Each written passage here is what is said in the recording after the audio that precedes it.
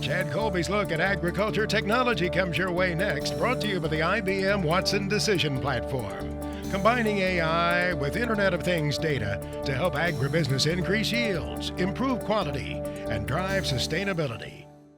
High tech? Well, we'll see. It looks like a throwback to another day here with Mr. Colby this weekend. It's not uncommon this time of year when you're driving around looking at fields to see weed control simply not be effective. On this week's tech segment, I'm going to show you a new piece of technology that my good friend Matt Foes was adding to his self-propelled sprayer. Quite honestly, when I pulled into the driveway, I wasn't really sure what I was going to see, except I did see another attachment, Matt, and I know how you're not fans of that. Talk a little bit about the problem and your solution. So the problem this year is that planting beans early in April, you extend the amount of time you need the residual herbicide to hold on to. Well, some water hemp, some giant ragweed got through that, and now I have to deal with them because being non-GMO, I don't have a lot of get out of jail free cards post-emergence.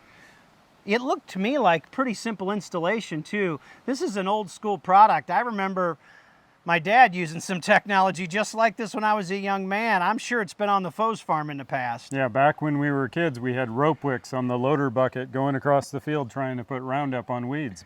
Now it's a different product going through it, but it's the same idea of a sponge applicator wiping product onto the weeds as you go across the field. And it looks very simple to mount. Looks like it's not going to take you very long to get this thing mounted. What about cost?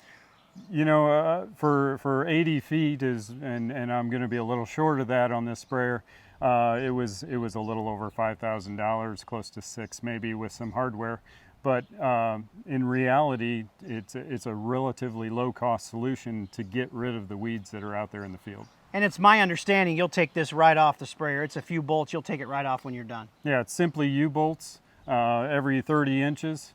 Put them on, run the equipment, and then when I'm done, I'll take it off, put it in a box, and it'll be ready for next year. Well, I know how much you enjoy technology when it works. Pretty safe to say this one's going to work pretty well. Hopefully. We've got some pretty powerful herbicides we're going to run through it, so we should be able to take care of them. For This Week in Agribusiness, I'm Chad Colby. We have it by reliable sources. Mr. Colby went back out there to see Matt in action in the field attacking those weeds. Matt may not let him come back again. I don't think Matt was very proud of those weeds. Everybody has some escapes. There's more coming up here. Stay with us.